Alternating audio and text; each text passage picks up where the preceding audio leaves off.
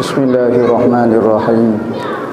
Alhamdulillahi rabbil alamin wassalatu wassalamu ala asyrafil anbiya'i wal mursalin sayyidina Muhammadin wa ala alihi wa sahbihi ajma'in. Qala rabbi shrah li sadri wa yassir li amri wa hlul 'uqdatam min lisani yafqahu qawli. Subhanaka la ilma lana illa ma 'allamtana innaka antal alimul hakim wa la haula wa la quwwata illa billahil aliyyil azim.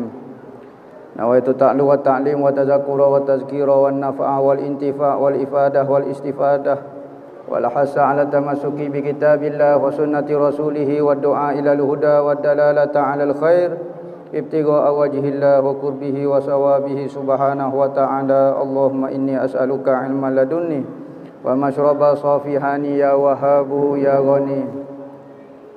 Amma ba'du. Assalamualaikum warahmatullahi wabarakatuh. Jadi segala puji bagi Allah Subhanahu wa taala kerana hidayah taufik daripada Allah. Nikmat yang tidak pernah putus-putus yang kita rasai, sama ada kita sedar ataupun tidak sedar.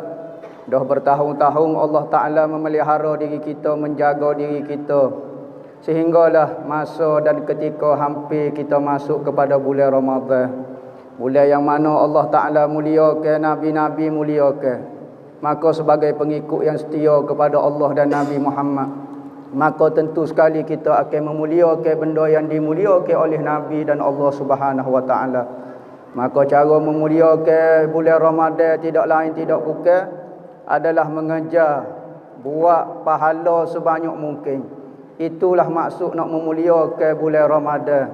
Bukanlah muliakan bulan Ramadan itu dengan kita bersenang-senang, beli lasir, beli kakah ni, beli buat kuih sungguh-sungguh. Tu bukan persiapan Ramadan. Tu bukan menghormati Ramadan. Menghormati Ramadan, tetamu yang datang kepada kita, kita sambut dan kita layan Ramadan dengan malamnya kita isikan dengan tahajud-tahajud. Malam tengah hari kita baca Al-Quran. Kita belajar semaya duha dalam bulan puasa, kita belajar tahajud, kita belajar semaya witir. Kita belajar baca Quran. Itu merupakan cara nak hormat bulan Ramadan. Mudah-mudahan bulan Ramadan yang hadir pada tahun ini merasa dihargai oleh kita. Jangan jadikan bulan Ramadan sebagaimana tahun-tahun lepas, dia sentiasa hadir, setia dia dengan perintah Allah Subhanahu wa taala, tetapi kadang-kadang mari ke rumah orang, mari bertamu dengan kita, tetapi kita tidak layan. Itu adalah satu kesilapan kita, dan kita berharap kesilapan yang lepas Allah Ta'ala maaf belaka-laka, dan Allah Ta'ala berikan kepada kita peluang lagi untuk hidup di bulan Ramadan. Kerana kelebihan bulan Ramadan itu, Nabi Muhammad bersungguh-sungguh di dalam taat dia. Nabi Muhammad ni orang kuat taat, tetapi apabila masuk bulan Ramadan, dia semakin bersungguh-sungguh di dalam melakukan taat. Maka manusia ni boleh kita buat satu keadaan, satu masa, satu tempat tu beribadat lebih berbanding dengan waktu-waktu lain. Ada orang marah, kok buat ibadat bulan Ramadan saja, selain bulan Ramadan tu tak buat. Pada tak buat langsung, baik buat juga pada bulan Ramadan. Dan Nabi menambah ibadat dia. Bukan kata Nabi buat benda sama, seterik, tak. Ada bulan-bulan Nabi bersemangat dalam melakukan taat. Bahkan apabila masuk 10 akhir daripada bulan Ramadan, Nabi syadda mi'zarah wa aiqadha ahlahu wa ahya lailah. Nabi ikat kain pelekat dia kejap-kejap. Nabi ni apabila masuk bulan Ramadan, Nabi banyak ibadat, tetapi Nabi malam-malam Nabi masih tidur. Tetapi apabila masuk 10 akhir bulan Ramadan, Nabi tak tidur langsung dan tidak menghampiri isteri dia. Nabi kejak ke kain pelekat dia, kata nak buat benda biar bersungguh. Kalau longgar-longgar kain pecah penggal lah jawapan dia. Maka Nabi kemah ke ikatan kain pelekat dia, nak royak Nabi buat ibadat bersungguh-sungguh. Nabi gerak semua ahli keluarga dia untuk bangun buat ibadat bersama. Nabi hidupkan malam-malam dia keseluruhannya. Tu Nabi yang mana mulianya bulan Ramadan kerana Nabi Muhammad. Kalulah bulan Ramadan ni bulan Ramadan zaman Nabi Ibrahim, tak ada pahala sebagaimana pahala yang kita dengar sekarang. Kalulah Ramadan zaman Nabi Isa, rasa pahala dia tidak sama yang kita dengar disebut di dalam hadis-hadis mengenai pahala Ramadan. Maka tidak lainlah Ramadan itu merupakan berkat dia dan kelebihan dia terpancar Mari juga daripada kelebihan Nabi SAW. Sebab itulah apabila mari bulan Ramadan, kita muliakan Nabi SAW tidak berkurang. Sekalipun majlis-majlis seperti majlis maulid ni kita berhenti kerana nak buat ibadat lain, tetapi Nabi SAW tak boleh kurang. Nah, kedudukan kita sebagai hamba, sebagai pengikut kepada Nabi, mestilah merasa Nabi dan Allah Subhanahu Wa Taala itu paling tinggi.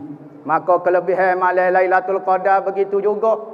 Katanya ulama-ulama, hari-hari yang aku tidak buat maksiat kepada Allah, itulah Lailatul Qadarku.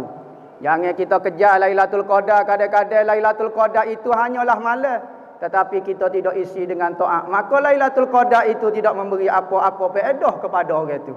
Maka sebenar hakikat Lailatul Qadar, katanya ulama-ulama, adalah hari kita tak buat maksiat ke Tuhan, itulah Lailatul Qadarku. Ulama kata. Sekalipun waktu bukan malam Lailatul Qadar, bukan malam Jumaat, tetapi aku boleh taat ke Tuhan, itulah Lailatul Qadarku. Kerana kalau malam Lailatul Qadar pun kita tidak buat taat, buat gapo, maka Lailatul Qadar tidak memberi apa-apa faedah kepada orang itu. Maka ibadat Lailatul Qadar ini menyamai dengan 83 tahun 4 bulan, lebih kurang 1000 bulan. Tu kelebihan yang Allah Ta'ala beri kepada kita. Dan persiapan pada bulan Ramadan, apabila masuk saja bulan Ramadan, futihat abwabus sama, dibuka ke segala pintu-pintu langit. Semua pintu langit dibuka seluas-luasnya sebagai tanda nak menerima amal kebajikan hamba yang begitu banyak pada bulan puasa. Wa ghuliqat abwabu jahannam, dan ditutup semua pintu-pintu neraka.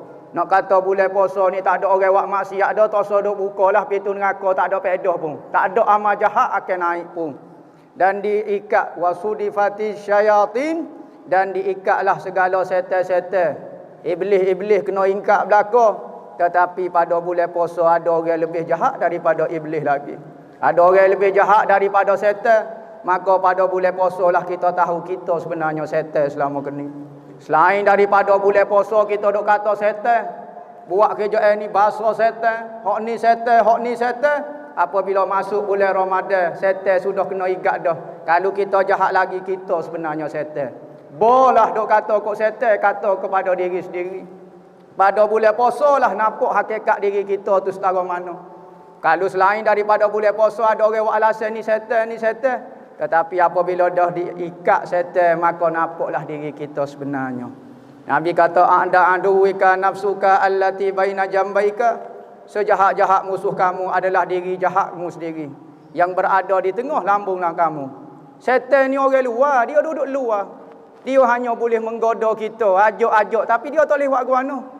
Lah ni dia ajak misalnya tak sogilah maulidnya, tak sogi pergi pak lain. Kalau kita ambil steering kereta kita pulang mari di maulid, tak patuh tangan kita. Tetapi setan hanya boleh royak saja, tak sogi, tak sogi. Ya kita tak pergi sungguh bedoh apa? Salah halik kita sebenarnya. Sebab itulah apabila manusia masuk dalam neraka, maka setan, iblis akan masuk dalam neraka. Apabila masuk saja iblis dalam neraka, supaya dengan artis dia. Supaya dengan kepok. Orang pakat royak, orang pakat kenal belaka, hak ni lah setan selama keni bahasa kakah jahat, pakat duk supuh kepada setan belaka. Maka Allah Ta'ala beri satu mimbar kepada setan nak ceramah sesek neraka belaka dengar. Maka dengarlah ahli neraka hok duk marah kok setan jahat, setan gini. Maka setan pun, iblis pun akan bercakap. Dia kata, wahai ahli neraka, muduk kata aku jahat, aku tak buat gapo dia kamu. Aku hanya menghasut, menggoda saja. Tetapi hok buat mung sebenarnya. Kadang-kadang tanya aku kena igat pun kata aku lagi. Boleh-boleh puasa aku tak ada dah, tiba-tiba mu kata kat aku lagi. Sebenarnya dirimu jahat, mu dok kata kat aku jahat. Senyap habis ahli neraka. Baru dia sedar selama keni dia jahat, bukan setan. Setan tu buat kerja dia dah. Moga dia ada kebaikan dengan kejahatan. Ya bukan kejahatan tu jahat, hak tu memang spesies dia lagu tu dah. Kita hak jadi jahat tu kerana kita pilih dia. Wa hadainahun najdain, Allah Taala beri hidayah kepada hati ti dua jalan. Benda baik qad aflaha man zakkaha wa qad khaba man dassaha. Kebaikan itu apabila kita bersihkan hati dengan melakukan taat. Dan jahatlah celakalah orang yang mengotori hati dia dengan memilih kejahatan. Maka kita berharap bulan puasa pada tahun ni dapat kita menambah ke amal ibadat kepada Allah. Dan kita nak tahu amal ini amal ibadat kau tidak, pahala payah kita nak royak. Pahala gini, tak ada orang nampak lagi pahala. Pahala mari molek, pahala goni, orang tak tahu lagi. Maka lagu mana kita nak tahu pahala ni gapo? Setiap benda yang kita rasa dekat dengan Tuhan itu pahala. Setiap benda yang kalau kita buat kita rasa dekat dengan Tuhan, hak tu kita serah sungguh. Kita serah, maka hak tu tak sudut tanya orang benda tu pahala. Tapi kalau setiap benda kita rasa jauh dengan Tuhan, hak tu tentu dosa dah. Tak payah tanya orang, tak payah tanya. Kalau kita sebut pahala sekian-sekian, tak nampak pun. Tetapi kita ada benda, pahala ni kita boleh rasa. Iaitu setiap benda yang kita rasa dekat dengan Tuhan, rasa hampir dengan Nabi Muhammad, rasa hampir dengan Allah, maka benda itu kebaikan, tak payah tanya orang. Dan setiap benda yang menjauhkan kita daripada Allah, menjauhkan kita daripada Nabi Muhammad, benda itu jahat. Sekalipun rupa nampak dalam taat, tetapi benda itu jahat. Sekalipun benda tu nampak macam biasa, macam gapo, tetapi benda tu taat kalau menghampirkan kita diri kepada Allah Subhanahu Wa Taala. Jadi mudah-mudahan masuknya bulan puasa sehari dua lagi, kita berdoa dengan Allah Subhanahu Wa Taala supaya beri lagi peluang kepada kita.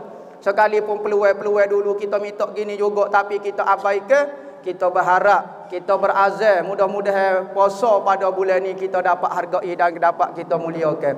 Kita berdoa juga kerana hadirin hok mari dalam majlis ni penuh dengan hajat. Dalam hati dia ada banyak permintaan dengan Allah. Maka dia mari di rumahmu, ya Allah ya Tuhanku, mari nak minta benda, ya Allah ya Tuhanku. Nana ya Allah ya Tuhanku, mu tidak begitu bakhil kalau orang mari rumahmu minta sesuatu, mu tak uri gapo-gapo. Jadi kita berharap di rumah Allah Subhanahu Wa Taala ni supaya Allah Taala turun rahmat kepada kita umat Nabi sallallahu alaihi wasallam. Allah Taala sebarkan hidayah hidayah Nabi sallallahu alaihi wasallam. Allah Taala wi kekuatan, akak segala penyakit, hindarkan daripada sebagai penyakit, sembuhkan orang hok sakit-sakit. Allah Taala kembalikan segala perancangan orang kafir kepada diri dia sendiri. Allah Taala jaga, lihat dengan kasih sayang Allah Taala kepada umat Nabi Muhammad.